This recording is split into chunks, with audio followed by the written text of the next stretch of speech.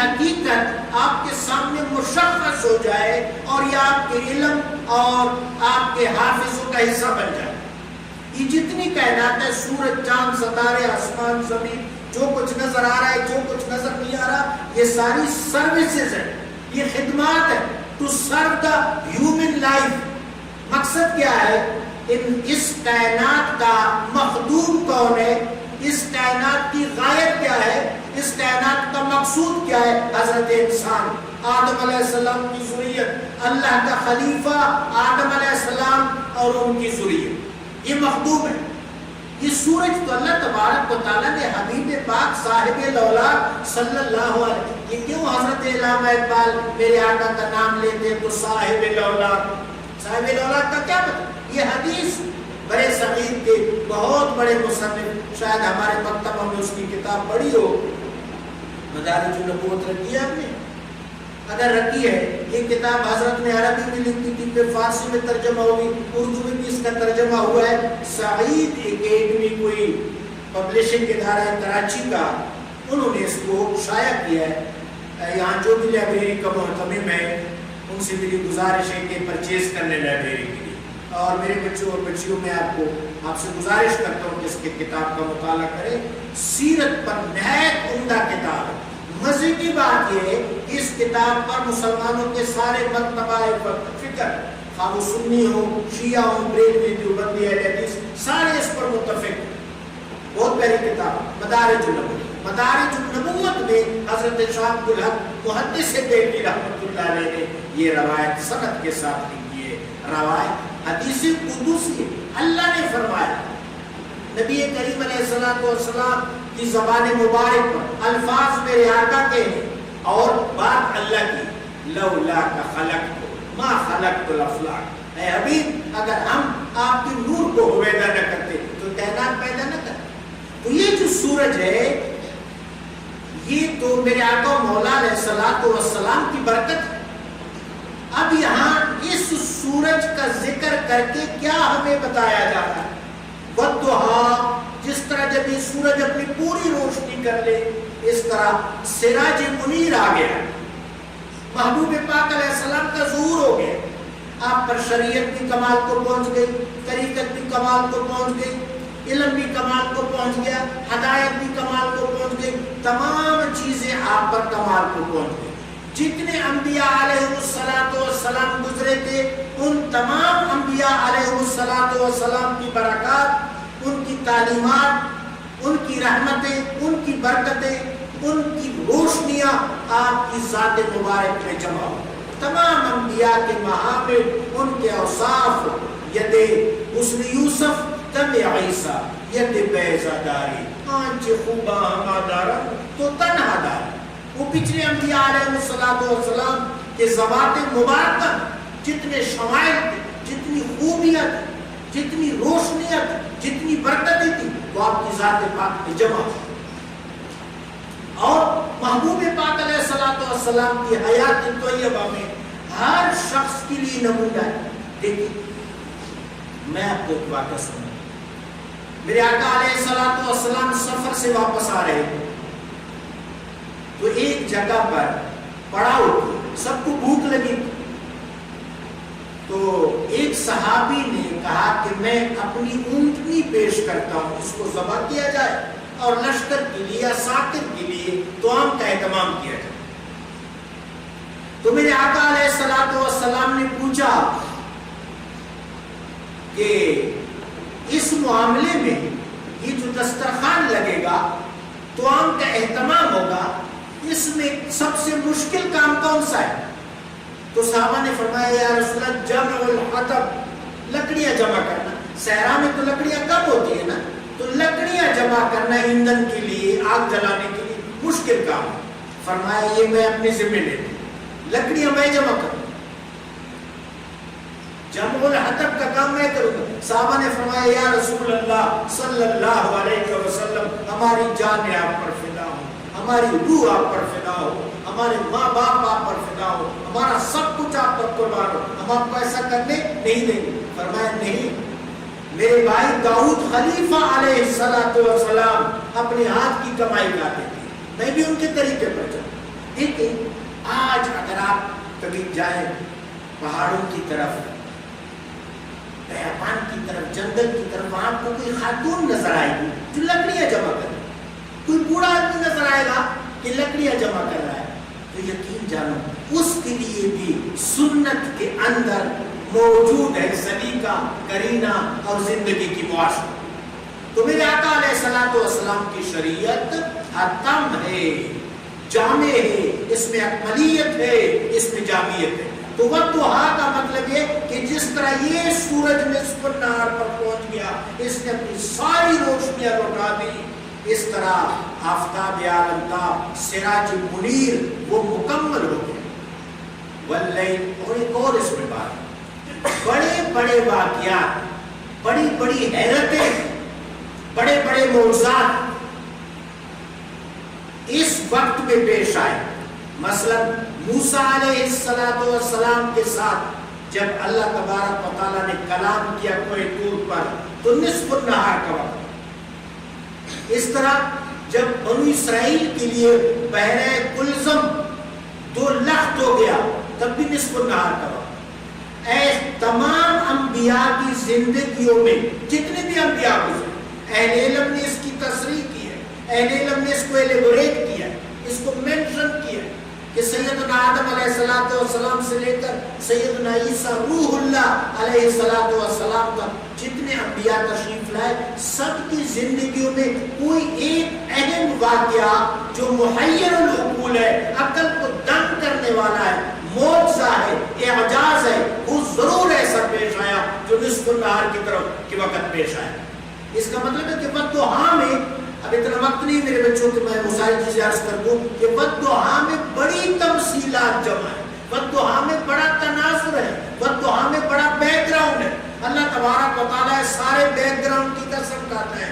فرمایا جس طرح یہ بیک گراؤنڈ ایک مثال ہے، ایک تمثیل ہے. آپ بحیثیت معلم یہ بات جانتے ہیں کہ جب بچوں کو آپ ریاضی سکھاتے تو پہلے کچھ نہ کچھ ایکسرسائز میں سے مثال ڈھونڈتے ہیں، وہ مثال ان کے سامنے پیش کرتے ہیں، اس مثال کے ذریعے، اس مثال کے توسط سے پھر اصل بات سمجھاتے ہیں. ایسا ہی ہے نا.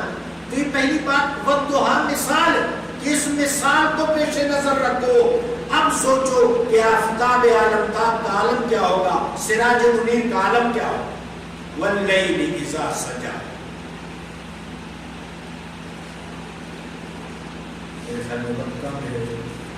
میں نے جیسے عرض کیا تھا کہ ایک بولنے والا چاہتا، میں جب یہاں بیٹھا تو میری خواہش تھی کہ یہ ساری صورت آج میں آپ کے حضور اس کا مختصر ترجمہ عرض کر دوں، لیکن ایسا ممکن نہیں ہو سکتا.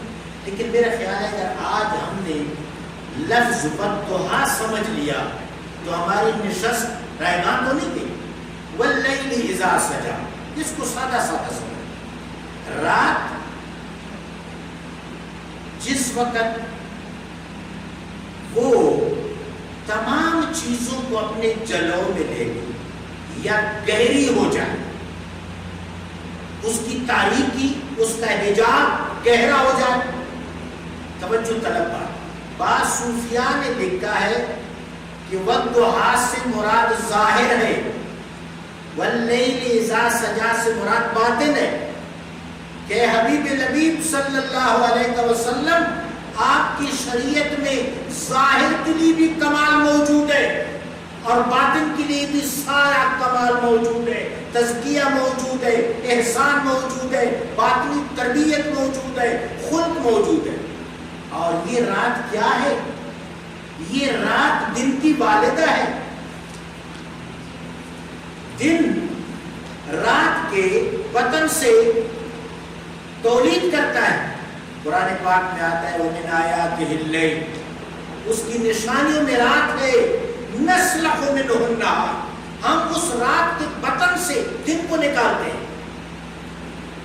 وَالضُّحَىٰ وَاللَّيْلِ إِذَا سَجَىٰ مَا وَدَّعَكَ رَبُّكَ وَمَا قَلَىٰ. بس مَا وَدَّعَكَ رَبُّكَ وَمَا قَلَىٰ، دو بڑی قسمیں کھا لی، دو بڑے تناظر بیان فرما دی.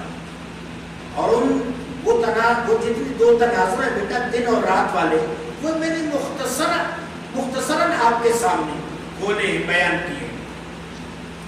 اب یہ سارا تناظر بیان کر کے وہ کریم رب جلیل اپنے حبیب لبیب صلی اللہ علیہ وآلہ وبارک وسلم کے ساتھ اپنی بے پناہ محبت کا اظہار کرتا ہے. اب توجہ طلب بات ہے، جب اللہ کو اپنے حبیب سے اتنی محبت ہے، اب اگر ہم حبیب پاک علیہ الصلوۃ والسلام کی نظروں میں آ جائیں، ہم ایسا رویہ اختیار کریں کہ سرکار دو عالم کو پسند آ جائے. مثلا میرے آقا علیہ الصلوۃ والسلام مسجد نبوی شریف میں تشریف لائے. حضرت ام سلیم رضی اللہ تعالیٰ، یہ حضرت انس بن مالک خادم رسول اللہ کی والدہ کریمہ ہے. حضرت ام سلیم، یہ لفظ ام سلیم نہیں، ام سلیم فاعل کے وزن پر. تو وہ عبادت کر رہی تھی، ڈوب کر عبادت کر رہی، ڈوب کر. تو میرے آقا نے جب میرے آقا کھڑے ہو گئے، جب انہوں نے سلام پھیرا، نماز نفل نماز اشراق کی وہ مکمل کی، تو آپ نے فرمایا یا ام سلیم احسنتے، یا ام سلیم احسنتے، اے ام سلیم آپ نے کیا خوب کام کیا، کتنا حسن کے ساتھ، کتنے جمال کے ساتھ، کتنے خضوع کے ساتھ اور کتنی تمانیت کے ساتھ آپ نے نماز پڑھی. جب ام سلیم سے حضور خوش ہوئے تو اللہ یقیناً خوش ہو. ما ودعک ربک وما قلی، اے حبیب ودعک ما ودعک، تیرے رب نے تجھے کبھی نہیں چھوڑا. کبھی ایسا نہیں ہوا کہ آپ کو اپنے رب کی بھرپور معیت میسر نہ ہو.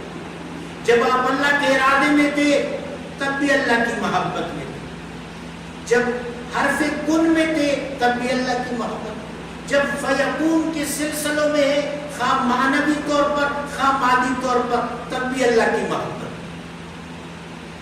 ما ودع، کبھی اللہ تبارک و تعالی جل شانہ کی محبت آپ پر سے، آپ کے وجود مطہر پر سے، آپ کے وجود منور پر سے ایک لمحہ کے لیے ہٹی نہیں. ہر وقت اللہ کی محبت کا سائبان آپ پر رہا، ہر وقت اللہ تبارک و تعالیٰ کی بھرپور معیت آپ کو حاصل ہوئی.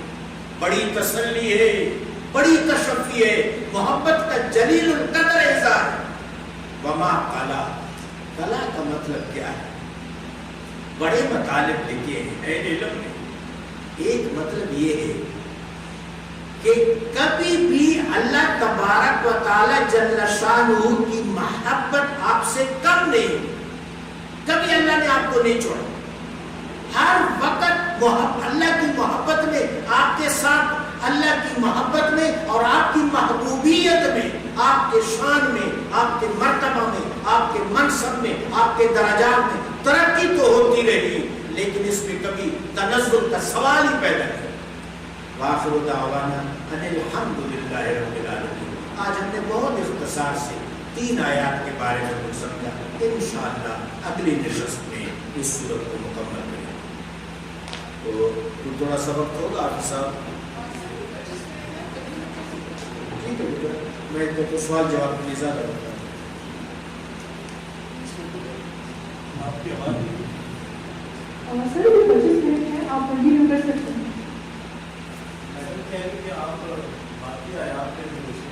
وہ آپ کہہ رہے تھے کہ میٹنگ ہے ہماری بچے کی. سر 25 منٹس ہیں. ٹھیک ہے، 3 آیات میں نے ابھی ان کا ہلکا پھلکا ترجمہ پیش کیا، کچھ تفصیلات پیش کیے.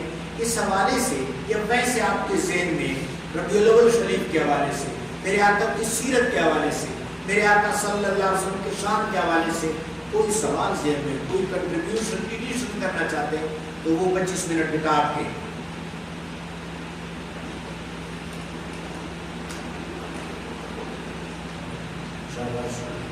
سوال علم کا دروازہ ہے بیٹا. آپ کے سوال سے مجھے علم حاصل ہو، آپ کے سوال سے شاید آپ کو علم حاصل ہو. سر ایک سوال ہے، نبی پاک صلی اللہ علیہ وسلم کی ولادت کے وقت جو معجزات رونما ہوئے، جو کرامات ہوئے، جو واقعات ہوئے جو اس سے پہلے نہیں ہوئے، یا جو پچھلی کتابوں میں درج ہے کہ جو چیزیں रूह पसीद होंगी जब आपकी विरासत होगी, उन पर अगर थोड़ी सी रोशनी डाल दीजिए। बहुत उम्दा सवाल। जब कोई बड़ा वाक़या रूनुमा होता है तो उससे पहले कमाल के मनाज़िर देखने को मिलते हैं। बारिश अल्लाह की आयत है ना, बारिश को अल्लाह ने आयत का है कुरान का।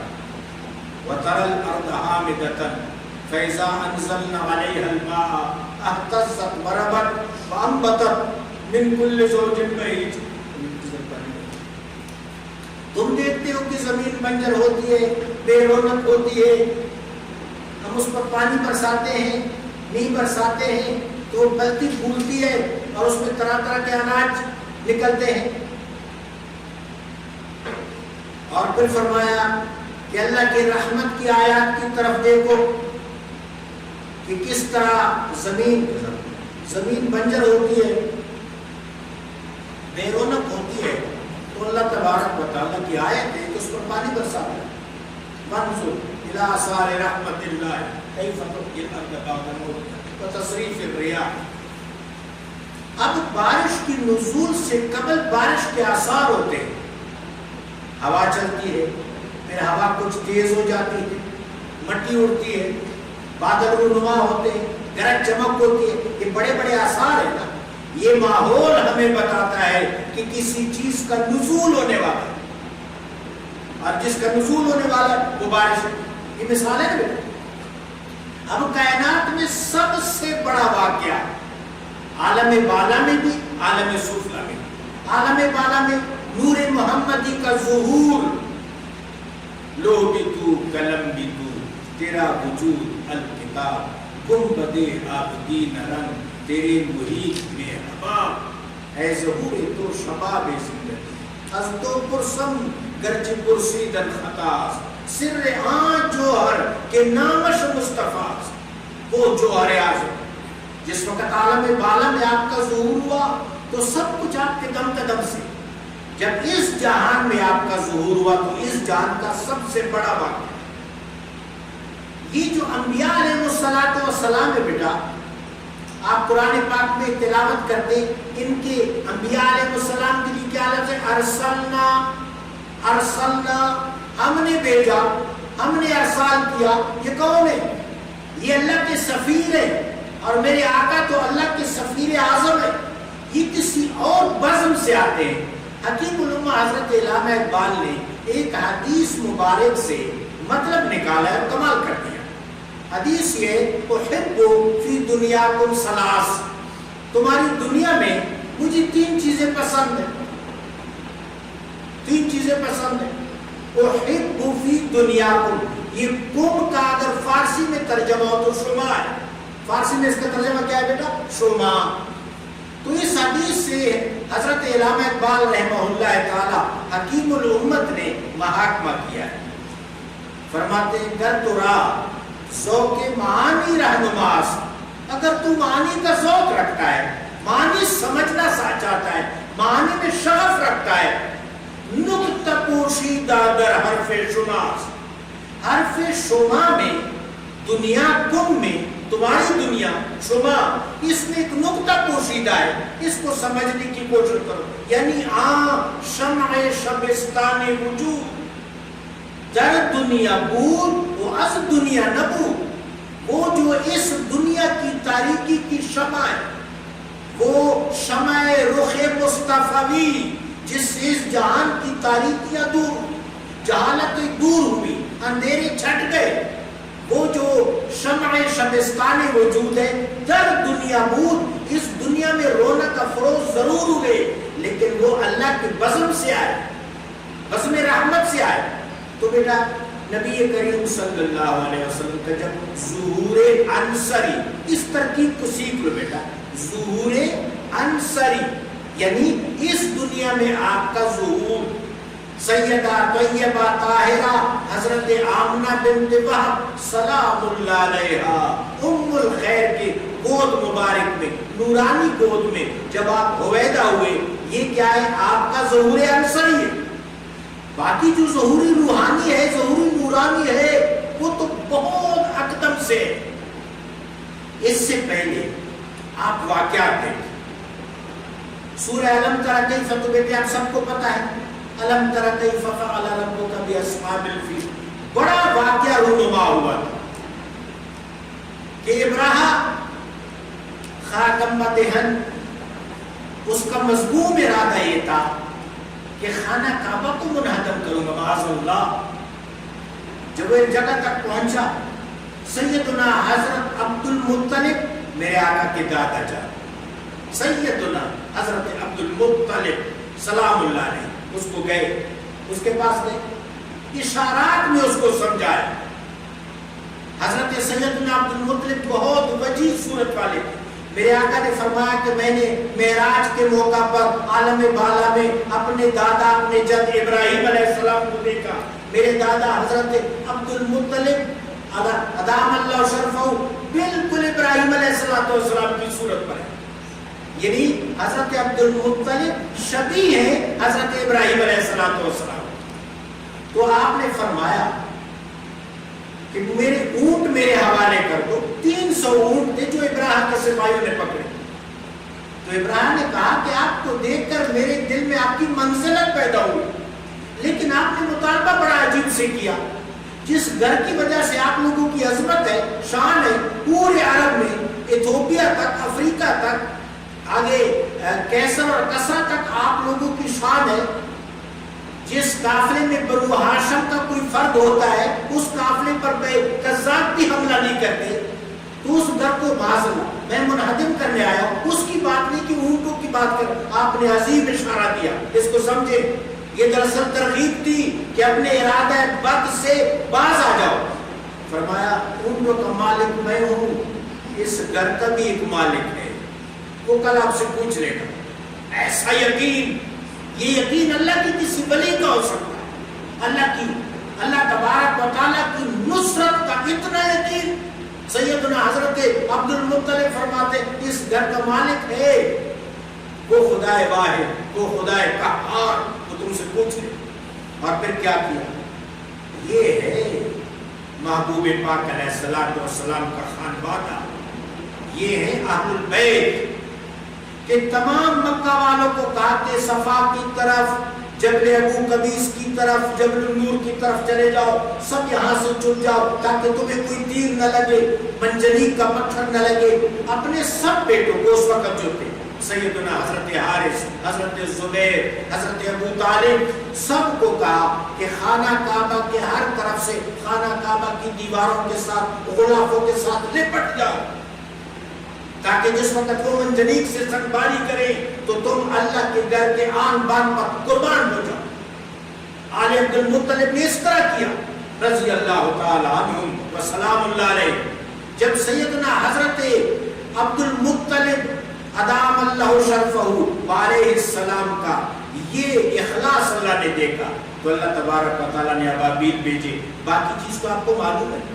اس واقعہ کا میرے بچوں اتنا اثر ہوا اہل مکہ پر، اہل حجاز پر کہ اس واقعہ کے بعد انہوں نے کئی سال تک شرک نہیں کیا کہ ہمیں اللہ کی اتنی مدد حاصل. پھر ابراہیم کا واقعہ، پھر حضرت اموریہ کا واقعہ، راہب نے جو پیشن گوئی کی، پھر حضرت بحیرہ کا واقعہ. اور اس کے بعد ایک صحابی کہتے ہیں حضرت سلمہ بن عقوب کہ میں جس وقت شکار کرتا تھا، کمال کا تیر انداز ہے، تو میں حیران ہوتا تھا کہ ہرن مجھ سے کلام کرتے تھے، ہرن، اور کہتے تھے نبی کریم علیہ السلام کا ظہور ہونے والا ہے، تم بندوبست کر لو، تم تیاریاں کر لو. سیدہ آمنہ سلام اللہ علیہ فرماتی یہ جو میں نے کتاب تلقین کی ہے پڑھنے کے لیے، اس میں بھی اور حضرت سیوطی رحمۃ اللہ علیہ کی سیرت کی کتاب میں ابوال مصطفیٰ، اس کا ترجمہ ہو چکا ہے ابوال مصطفیٰ، اگر ہوا ہے تو یہ کتاب. اس کے علاوہ جو پرانی تاریخیں جو تبع تعبین نے لکھی، تاریخ ابن اسحاق، تاریخ ابن حشام، طبقات ابن سعد، ان کتابوں میں یہ چیزیں منقول ہیں. اور بھی بہت سی کتابوں میں، کلیۃ الاولیاء میں، شفا میں، شفا قاضی عیاض کی کتاب ہے. بلکہ آج کل اس میں سے کچھ نہ کچھ میں شیئر بھی آپ کے ساتھ پبلیکیشن ڈپارٹمنٹ پہ کر رہا ہوں. بیٹا میں اس پر آپ کا سوال مکمل کرتا ہوں کہ حضرت صفیہ رضی اللہ تعالیٰ عنہ میرے آقا صلی اللہ علیہ وسلم کی پھوپھی جان اور حضرت عبد الرحمن بن عوف رضی اللہ تعالیٰ عنہ کی والدہ، یہ دونوں اس وقت جب محبوب پاک علیہ السلام اس دنیا میں نور افشاں ہو رہے تھے، حضرت آمنہ سلام اللہ علیہ کے ساتھ حضرت عبد الرحمن بن عوف رضی اللہ تعالیٰ عنہ کی والدہ اور سرکار دو عالم کی پھوپھی جان حضرت صفیہ، حضرت زبیر بن العوام کی والدہ کریم، وہ ساتھ حضرت آمنہ سلام اللہ علیہ فرماتی ہے کہ ہر رات میرے خواب میں کوئی نبی ضرور آتا، کبھی ابراہیم علیہ السلام، کبھی آدم علیہ السلام، کبھی نوح علیہ السلام، کبھی موسیٰ علیہ السلام، کبھی وہ بشارت دیتے تھے کہ اے آمنہ سلام اللہ علیہ کے آپ کے گود میں نور عتم کا ظہور ہونے والا۔ اس کے علاوہ حضرت صفیہ فرماتی کہ جب میرا بھتیجا دنیا میں آیا تو نہایت نورانی جسم، خوشبو سے معطر، پورا کمرہ عطر بیز ہو گیا، اور آپ نے دنیا میں رونق افروز ہونے کے فوراً بعد سجدہ کی۔ حضرت صفیہ راوی ہے کہ میں نے سنا، میرے کانوں نے سنا کہ آپ نے سجدہ میں کہا یا رب امت یا رب امت یا رب امت، اے اللہ میری امت کا رحم۔ تو بیٹا بڑے بڑے معجزات، بڑے بڑے کرامات، بڑے بڑے محیر العقول واقعات اور بڑے بڑے عجائبات رونما ہوئے میرے آقا مولا علیہ الصلوۃ والسلام کے ظہور سے پہلے۔ ذرا بیٹے آپ کے علاوہ بھی سوال کریں، باقی بچے بھی سوال کریں۔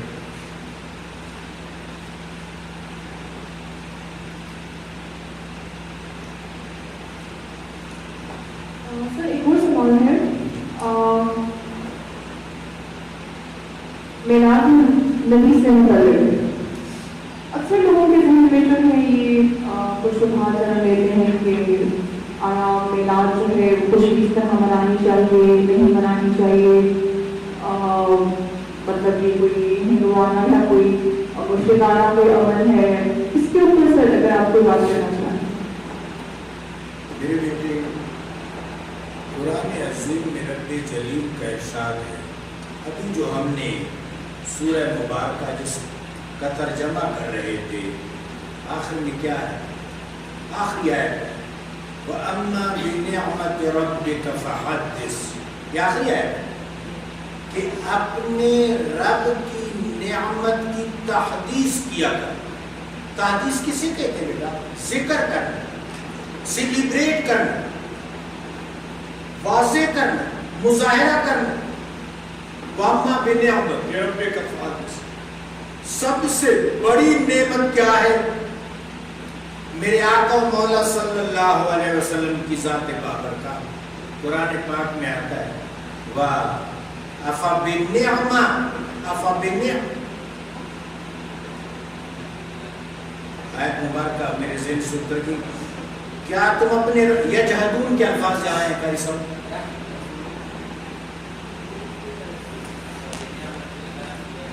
أَفَبِنِعْمَةِ اللَّهِ يَجْحَدُونَ، اس آیت مبارکہ پر غور کریں، بس ٹھیک ہے۔ أَفَبِنِعْمَةِ اللَّهِ يَجْحَدُونَ، کیا تم میری اس نعمت کبریٰ کا انکار کرتے ہو؟ سب سے بڑی نعمت، یہاں نعمت کبریٰ مراد ہے محبوب پاک علیہ السلام کا ورود مسعود، سرکار دو عالم صلی اللہ علیہ وسلم کا ظہور۔ تمام نعمتیں محبوب پاک علیہ السلام کے دم قدم سے، تو نعمت کبریٰ کیا ہے؟ میرے آقا کی ذات۔ اس آیت اس نعمت کی تحدیث ہے، تذکرہ ہے۔ اس تذکرہ کے لیے طریقہ ہونا چاہیے، ہاں بیٹا اس طریقے میں اعتدال ہونا چاہیے، اس میں توازن ہونا چاہیے، اس میں شائستگی ہونی چاہیے، وہ اچھا ہونا چاہیے۔ اور قرآن عظیم میں آتا ہے کہ چاہیے کہ فَلْيَفْرَحُوا، اس پر خوشی منائیں، اس پر فرحت و انبساط کا اظہار کریں۔ سب سے بڑی نعمت جو اللہ تبارک و تعالیٰ نے عطا فرمائی۔ اب بیٹا میں یہاں پر ایک بات گزارش کرنا چاہتا ہوں، تمام مکاتب فکر اس حوالے سے، استثناء ہر جگہ ہوتا ہے بیٹا، ہم اس بڑے صغیر میں جب نظر کرتے ہیں ہمیں ایسے بڑے، ابھی میں نے ایک بزرگ کا نام لیا، حضرت حدیث سب پر متفق، میں نے ابھی حکیم الامہ حضرت اقبال علیہ الرحمہ کا نام لیا. ایران میں جتنی آپ کی عزت ہے، اتنی تکریم، اتنی عزت تو پاکستان میں نہیں کی جاتی. حالانکہ ہمارے یہاں نے کیا کہا جاتا ہے، مصور پاکستان، ہمارے قومی شاعر، ہماری قومی شخصیت، نیشنل شخصیت، ملی شخصیت ہے. لیکن وہاں جب ایرانی لوگ نام لیتے اقبال بزرگ، اقبال بلند، ایسا اکرام کے ساتھ ان کا نام لیتے. تو ایسی بہت سی شخصیات ہیں کہ جن پر امت متفق ہے، اس برِ صغیر میں بھی، اس برِ صغیر میں بھی. لیکن وہ استثناء ہے بیٹا. عام طور پر جو یہاں ہمارے یہاں سلسلہ رونما ہو چکا ہے، آپ اس کو آبزرو کریں بچوں، وہ سلسلہ کیا ہے؟ وہ رد عمل کا ہے کہ بھئی یہ اگر جلوس نکال رہے ہیں تو ہم نے اس کی نفی کرنی ہے.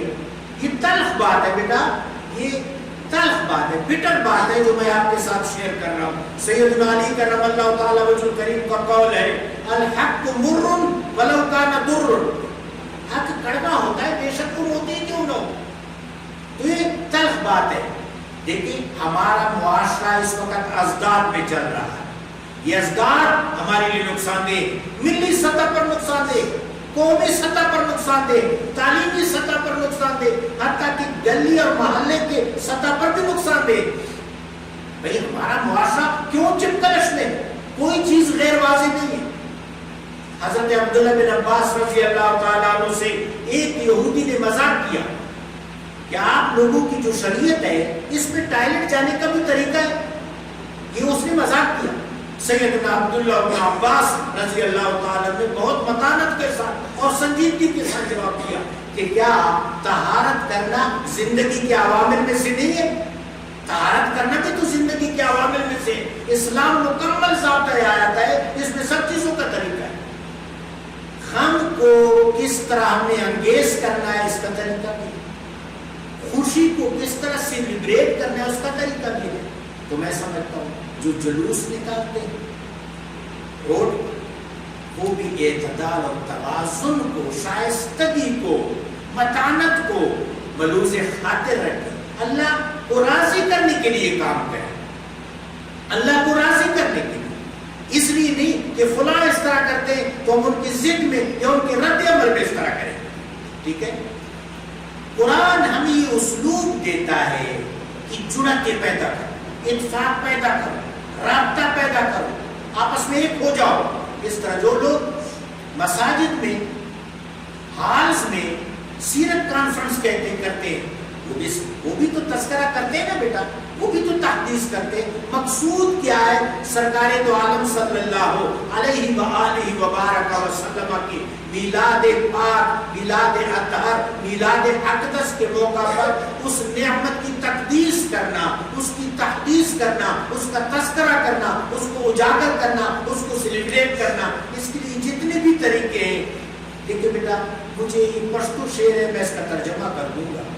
غنی خان ایک شاعر ہے، صوفی شاعر ہے. وہ محبوب پاک علیہ الصلوۃ والسلام کی نعت لکھتے ہیں. اس میں وہ کہتے ہیں، تاؤ دیار د مخلوق بٹا سرا رنگین اللہ. یہ محبوب پاک علیہ الصلوۃ والسلام کے حوالے سے، توجہ طلب بات ہے بچوں، محبوب پاک علیہ الصلوۃ والسلام کے حوالے سے جو سرخ کپڑا یہ بھی اچھا ہے، زیڑا خدا، پیلا کپڑا بھی اچھا ہے، تورا خدا، کالا کپڑا بھی اچھا ہے، تکسپینا لا خدا، سفید کپڑا بھی اچھا ہے. دا ٹول دا من رنگ دی، یہ سارے سرکار دو عالم کے ساتھ محبت کے رنگ ہے. اور منت اللہ لا خدا، یعنی محبت جتنی وسعتوں میں ہو، جتنی زیادہ جہات میں ہو، جتنے زیادہ اطراف و اکناف میں ہو، جتنی زیادہ وسعت اور تبسیط میں ہو، جتنی زیادہ پھیلاؤ میں ہو، یہ مزیدار ہے. تو میرے بیٹو، میرا اس کرنے کا مطلب ہے کہ بالکل آپ نے اس ڈسپیوٹ میں، اس کنفلکٹ میں، اس کنٹروورس میں نہیں پڑنا. جو جس انداز سے منا رہا ہے میرے آقا و مولا علیہ الصلوۃ والسلام کا میلاد منا رہا ہے نا، تحدیث کر رہا ہے، تذکرہ کر رہا ہے، مثلا ایک جلوس جا رہا ہے، اس میں اگر کوئی نعت پڑھ رہا ہے مولایا صلی وسلم دائما ابدا علی حبیبک خیر الخلق کلہم جاءت لدعوت الاشجار ساجدۃ تمشی الیہ علی سوقہ بلا قدم هو الحبیب الذی ترجى شفاعته لكل حول من الاحوال مقتحم نعت پڑھتا ہے تو تحدیث ہو رہی ہے۔ جو مسجد میں کانفرنس کر رہا ہے، اسٹیج پر گفتگو کر رہا ہے، سرکار دو عالم کی سیرت بیان کر رہا ہے، سرکار دو عالم کی سنت کے تقاضے بیان کر رہا ہے، بتا رہا ہے کہ یہ حلال ہے، یہ حرام ہے، حرام کو ترک کر دو، حلال کو اختیار کر دو، یہ سنت ہے اس کو اختیار کرو، یہ بدعت ہے اسے اجتناب کرو، تو وہ بھی اچھا کام کر رہا ہے۔ کوئی امام بارگاہ میں کر رہا ہے تو وہ بھی اچھا کام کر رہا ہے۔ تو ہمیں میرے بچوں اس میں سے جو بھی اچھا عمل ہے اس کی تحسین کرنی چاہیے، ٹھیک ہے جی میرے بیٹے؟ میں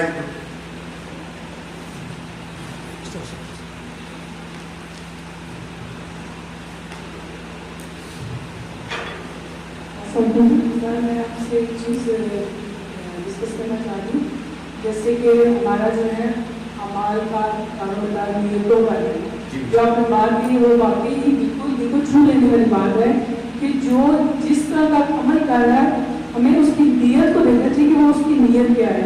جیسے کہ ابھی بہت سے لوگ ہو کہتے ہیں جی ہمیں میلاد نہیں منانا چاہیے، تو آپ اس سنت سے ثابت کریں گے۔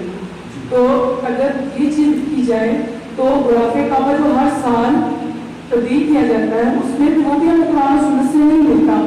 دوسرا یہ چیز ہے کہ ہم جو ہے اس کو غسل کرتے ہیں اس کا کعبہ کا، وہ بھی ہمیں قرآن و سنت سے نہیں ملتا۔ لیکن یہ ہماری جو یہ لوگ کرتے ہیں ان کی نیت ہے، جو خانہ کعبہ سے محبت ہے ان کی، اور وہ عقیدت میں کرتے ہیں۔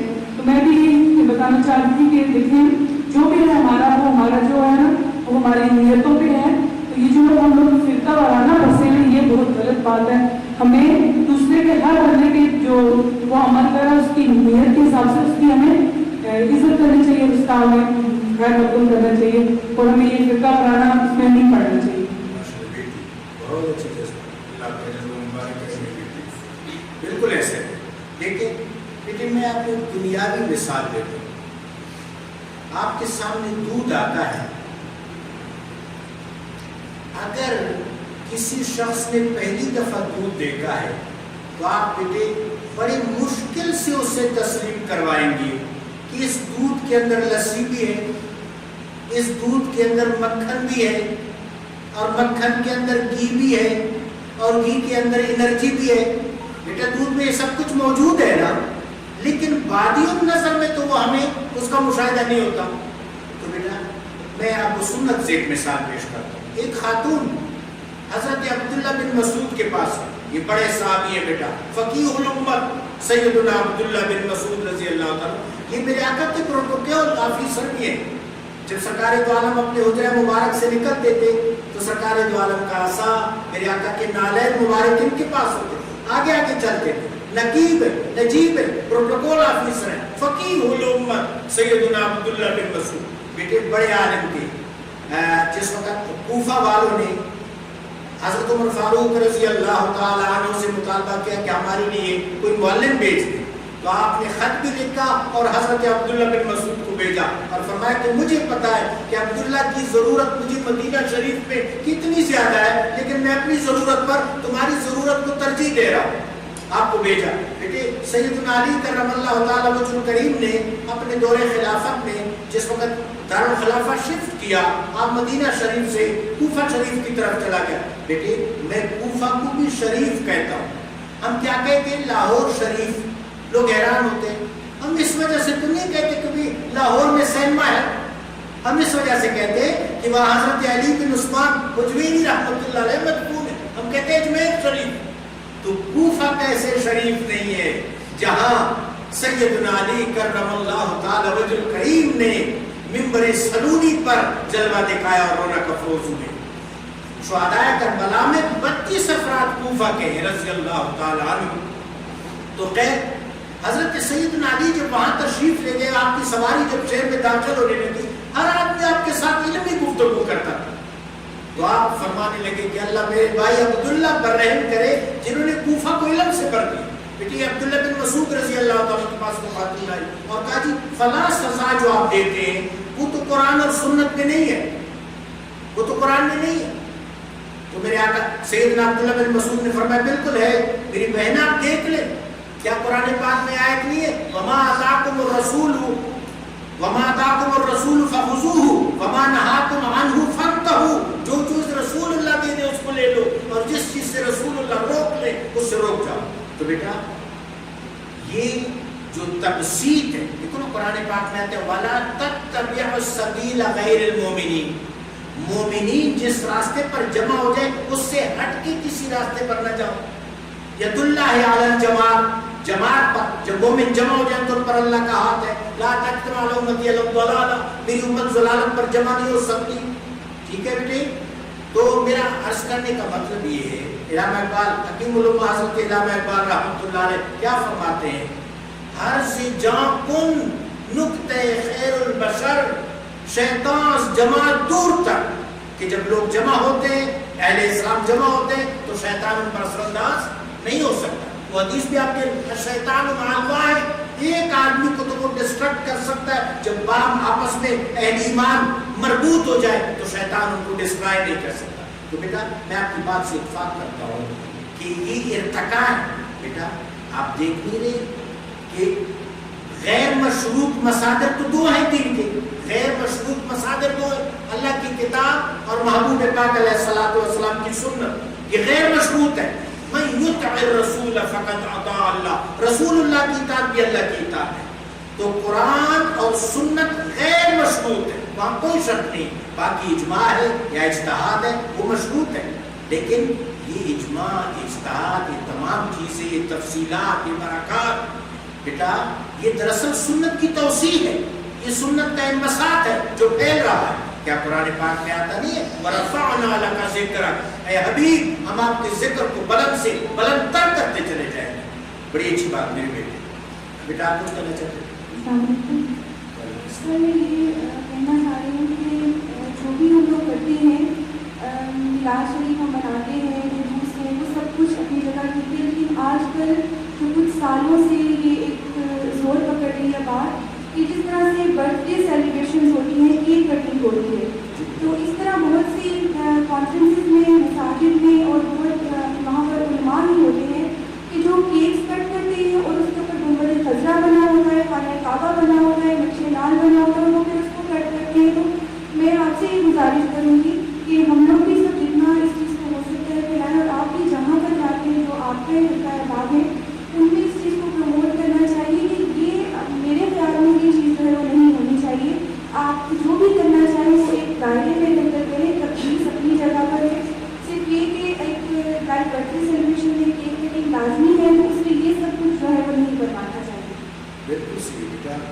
قرآن اور سنت میں جس طرح میں نے عرض کیا بیٹا ہر چیز کا قرینہ مقرر ہے نا. بیٹا ہم نماز پڑھتے ہیں بہت بڑا عمل ہے. میرے آقا نے کیا فرمایا صلو کما رأیتمونی اصلی، نماز اس طرح پڑھو جس طرح میں نماز پڑھوں. محبوب پاک علیہ الصلوۃ والسلام نے تمام چیزوں کے بارے میں ہدایات عطا فرما دی. بیٹا یہ دین کیا ہے؟ یہ عدل ہے. اعدلوا هو اقرب للتقوى، عدل کرو، توازن رکھو، اعتدال رکھو، یہ تقوی کے قریب ہے. بیٹا جب کوئی چیز مبالغہ میں داخل ہو جاتی ہے، مغالطہ میں داخل ہو جاتی ہے، افراط و تفریط کا شکار ہو جاتی ہے تو پھر بیٹا وہ دین نہیں رہتی. دین کی اساس کس پر ہے؟ اعتدال پر، توازن پر، حسن پر. جب کوئی چیز حسن سے اعتدال سے توازن سے برگشتہ ہو جاتی ہے، مبالغہ و مغالطہ غلو میں افراط و تفریط میں چلی جاتی ہے تو بیٹا اس کو تو دین نہیں کہہ سکتے. لہٰذا آپ فرض کریں بیٹا گنبد خضرا کا ایک تشخص ہے، گنبد خضرا کا ایسا تشخص ہے کہ ایسا تشخص کسی اور چیز کا نہیں. غلاف کعبہ کا ایک تشخص ہے، ایسا تشخص کسی چیز کا نہیں. لہذا ان تشخصات کو، ان کے ادب کو، ان کے تقدس کو پوری طرح ملوث خاطر رکھنا چاہیے. یہ کہ یہ برتھ ڈے ہو رہی ہے بیٹا، برتھ اینیورسری، اس میں گنبد خضرا کی شبیہ کا کیک بنایا اس کو کاٹ رہے بیٹا، یہ تو درست عمل نہیں. یہ تو صاحب عمل نہیں. تو ہمیں لوگوں کو اعتدال، توازن اور شائستگی کی اور سلیقہ آوری کی تلقین کرنی چاہیے. خود بھی اس پر عمل پیرا ہونا چاہیے اور اس صحت مندانہ رویہ اور فکر کا ابلاغ بھی کرنا چاہیے. بہت خوب کہا بیٹا. السلام علیکم سر. ابھی جیسے بات ہوئی ہے میلاد کے حوالے سے یا ویسے بھی اسی وقت آپ صلی اللہ علیہ وسلم کی تعریف کو بیان کرنا، اس کے حوالے سے نعت بیان کی جاتی ہے. آج کل دیکھیں تو کچھ نعتیں بھی اس طرح پڑھ رہی ہیں کہ وہ گانے کی تصویر ہوتی ہے. لاشعوری طور پر ان کے الفاظ اگر دیکھیں تو آپ کے ذہن میں وہ گانا آ جاتا ہے، تو گانے کی تصویر وہ نعت پڑھتے ہیں اور الفاظ بھی اس طرح سے، الفاظ کا انتخاب بھی کچھ ایسا ہوتا ہے. تو کیا اس طرح سے آپ صلی اللہ علیہ وسلم کی تعریف کے بجائے بھی ہم ان کا تقدس پامال کو نہیں کر رہے؟ اس حوالے سے آپ کیا کہنا چاہیں گے؟ بیٹا جہاں تک آقا مولا صلی اللہ علیہ وسلم کی نعت کا تعلق ہے، منقبت کا تعلق ہے، یہ صحابہ اکرام بھی الہان کے ساتھ پڑھتے ہیں. الہان بیٹے جس چیز کو ہم گانا کہتے ہیں یہ ہمارا غلط العام ہے. ہندو کی کتاب ہے گیتا. گیتا کو ریسائٹ کرنے کے عمل کو گانا کہتے ہیں. لیکن میں سمجھتا ہوں کہ ہمیں مسلسل سیکھنا چاہیے. ہمارے ہاں کچھ چیزوں کو ڈسٹرب کیا گیا ہے، ہمیں اس ڈسٹربنس سے ویسے ایک اسٹوڈنٹ نکلنا چاہیے. بیٹا دیکھیں بیٹی، جب بھی ہمارے ذہن میں، ہمارے سامنے گانے کا لفظ آتا ہے فوراً ہمارے کان کھڑے ہو جاتے ہیں. ظاہر ہے ہم گانے کو ناپسند کرتے ہیں. بیٹا جو گانا ممنوع ہے وہ کون سا گانا؟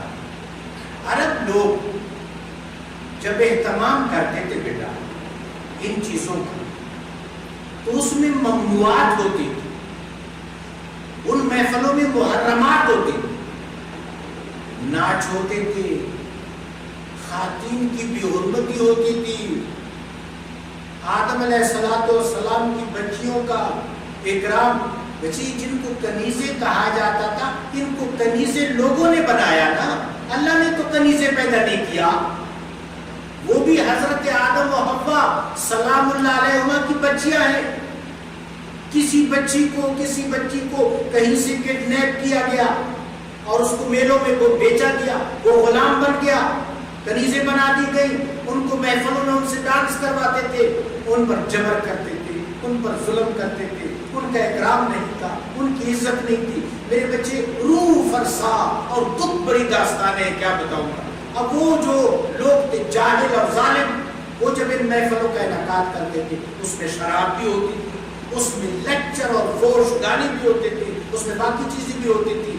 تو بیٹا اس میں کوئی شک ہی نہیں ہے کہ وہ چیزیں مطلقاً حرام ہیں، مطلقاً حرام ہیں.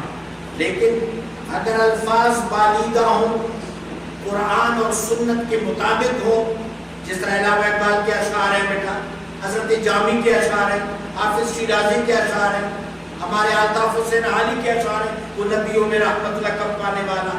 یہ بے شک مزامیر پر پڑھے جائیں، بغیر مزامیر کے پڑھے جائیں، شرعاً اس میں کوئی کباہت نہیں.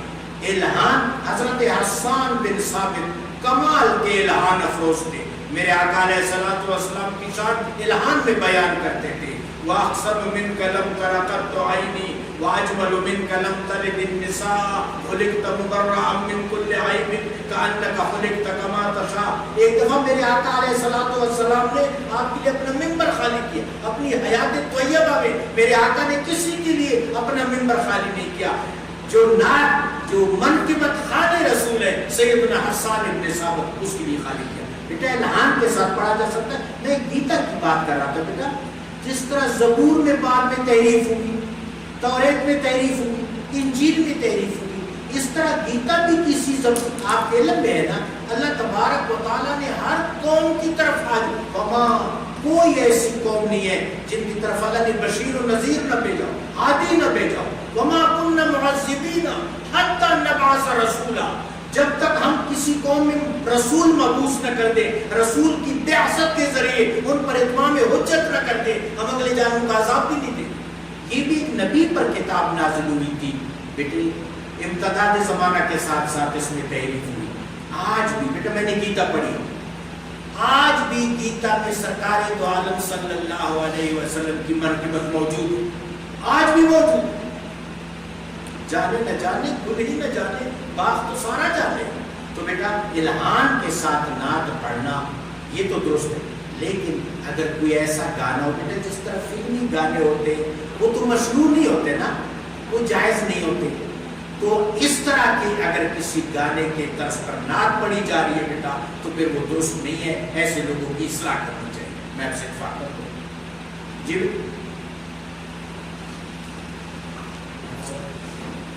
بیٹے آپ کا سوال آخری سوال ہوگا چونکہ ٹائم ہو گیا ہے. آپ سب فرما رہے ہیں. سر ایک نعت کے حوالے سے بھی سوال ہے کہ جیسے کہا جاتا ہے کہ نعت جو ہے دعا جب کی جاتی ہے تو ہم ڈائریکٹ اللہ تعالیٰ سے دعا مانگیں, مطلب فرقوں میں یہ چیز سمجھا رہتی ہے. تو اگر ہم حوالہ دیتے ہیں جیسے نعت ہے ایسا جو عمر والے موضوع دعا کرنا جب وقت رضا آئے دیدار ادا کرنا. تو سر یہ جو ہے یعنی کہ ہم لوگ مطلب یہ جو کنفیوژن نکالی اس کو دور کیجیے کہ ایک تو یہ کہ یہ بھی کہا جاتا ہے کہ حضور پاک صلی اللہ علیہ وسلم حیات ہیں, مطلب بہت ہمارا سنی خطے کا یہ ماننا ہے. اور یہ کہاوتوں میں یہ کہا جاتا ہے کہ نہیں وہ اب اس دنیا سے پردہ فرما چکے ہیں. یہاں پر شہادت کا کنسیپٹ اور ان کا موجود ہونا اس دنیا میں ہم سے ڈائریکٹ دعا کرنا, سر یہ دو ڈفرینٹ سوال ہو گئے. تو خالی سر اس کو تھوڑا سا کلیئر بیٹا یہاں آ جائیں, آپ یہاں آ جائیں. میں اس پر مختصراً بات کرتا ہوں, حافظ صاحب اس کو ذرا نوٹ کر لیں. یہ سوال بڑا اہم ہے اور اس پر بیٹے ایک نشست کی ضرورت ہے. آپ کا سوال تفصیل طلب ہے بیٹا. حافظ صاحب مجھے پھر اگلے نشست بھی یاد ہے. میں دو باتیں عرض کرتا ہوں. بیٹا نبی بدرجہ اولا عالی ہوتا ہے, عالی نے ایک مرتبہ ہے قرآن.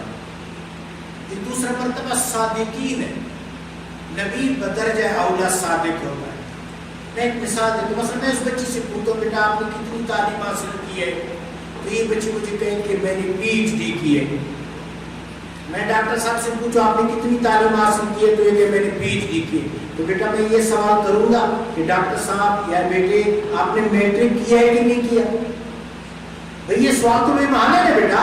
جب PhD کی ہے تو میٹرک بھی کیا ہے, FA بھی کیا ہے, BA بھی کیا ہے, MA بھی کیا ہے, MPhil بھی کیا ہے اور PhD بھی کی ہے. تو بیٹا محبوب پاک علیہ السلام پر سارے مرتبے جمع ہو جاتے ہیں. آپ عالی بھی ہیں, آپ رسول بھی ہیں, آپ نبی بھی ہیں, آپ صادق بھی ہیں, آپ صدیق بھی ہیں, آپ شہید بھی ہیں, آپ صالح بھی ہیں. تمام مراتب آپ کی ذات میں مجتمع ہوتے ہیں. بیٹا جو الہ کلمت الحق کے لیے شہید ہوتا ہے, الہ اللہ کے کلمہ کی سربلندی کے لیے, ان کے بارے میں قرآن کیا کہتا ہے؟ بل احیاء اعلیٰ درجے میں زندہ عند ربہم یرزقون, اپنے رب سے دیدار کا رزق پا رہے ہیں, دیدار کا رزق پا رہے ہیں. تو بیٹا اس طرح کہنا ہے کہ اللہ رسول اللہ صلی اللہ علیہ وسلم کے صدقے ہم پر رحم فرما, نبی علیہ الصلوۃ والسلام کے طفیل ہم پر رحم فرما, نبی کریم صلی اللہ علیہ وسلم کے خاطر ہم پر رحم فرما. ہمارے یہاں ایک بڑے اہل حدیث عالم گزرے ہیں, نواب صدیق حسن خان. اہل حدیث عالم تو بہت بڑے عالم ہیں. وہ جب بھی کوئی کتاب لکھتے ہیں یا ترجمہ کرتے ہیں تو آخر بس بیٹے آخری بات ہے, تھوڑی دیر کے لیے بیٹھ جاؤ, میں چلتا ہوں, آپ کو اجازت دیتا ہوں 2 منٹ. اچھا بیٹا آپ کا سوال آج مکمل نہیں ہو سکتا, بڑا سوال ہے, اس پر میں مکمل گفتگو کروں اگلی نشست اس پر. تو وہ جب بھی بیٹا کتاب ختم کرتے ہیں تو ابتدا میں تقدیم لکھتے ہیں, 4 ورڈ جس کو آپ کہتے ہیں, 4 ورڈ لکھتے ہیں. تو آگے لکھتے ہیں رب تقبل منی بجاہ المصطفیٰ صلی اللہ علیہ وسلم, اللہ رسول اللہ کے سب کے مجھ سے قبول فرمائے. تو بیٹا یہ ایک محبت ہے. آپ نے علامہ اقبال کے اشعار پڑھے ہوں گے, وہ بھی اس محبت کا اظہار کرتے ہیں, براہ راست مخاطب کرتے ہیں, براہ راست. دلش نالت چرا نالت ندانت نگاہ یا رسول اللہ نگاہ. یہ علامہ سے حضرت عبد الرحمن جامی کتنے بڑے عالم تھے, وہ بھی براہ راست مخاطب کرتے ہیں. ترحم یا نبی اللہ ترحم، یا رسول اللہ رحمت کی نظر فرمائیں. باقی بھی انظر الی حالنا ڈائریکٹ مخاطب کرتے ہیں. تو بیٹا اس میں شرک کا کوئی شائبہ قطعاً نہیں ہے. یہ وہ مقام ہے جو اللہ نے اپنے حبیب کو دیا ہے. بیٹے کیا قرآن پاک میں نہیں آتا النبی اولا بالمؤمنین من انفسہم، رسول اللہ صلی اللہ علیہ وسلم تمہاری سانسوں سے زیادہ تمہارے قریب ہے. میرے آقا فرماتے ہیں حدیث ہے کنز العمال میں کہ میری امت کے اعمال مجھ پر پیش ہوتے ہیں. پھر جس وقت میں دیکھتا ہوں کہ میری کسی امت نے قرآن کا کوئی ایسا یاد کیا پھر غفلت کی وجہ سے بلا دیا تو میں رنجیدہ ہو جاتا ہوں. تو بیٹا محبوب پاک علیہ الصلوۃ والسلام کے ساتھ جو ہماری وابستگی ہے، جو ہمارا تعلق ہے، یہ الفاظ میں بیان نہیں ہو سکتا. لیکن بیٹے آپ کے یہ سوال بڑا اصولی ہے، اس پر اگلے نشست میں گفتگو کریں گے.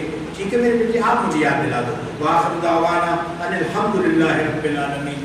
اللهم ارنا الحق، اللهم صل وسلم على سيدنا ومولانا محمد المبارك وسلم، وعلى آل سيدنا ومولانا محمد المبارك وسلم، وذرية سيدنا ومولانا محمد المبارك وسلم، وأقارب سيدنا ومولانا محمد المبارك وسلم، وأجداد سيدنا ومولانا محمد المبارك وسلم، وأمهات سيدنا ومولانا محمد المبارك وسلم، وأزواج سيدنا ومولانا محمد المبارك وسلم، وأمهاتنا وأصحاب سيدنا ومولانا محمد المبارك وسلم.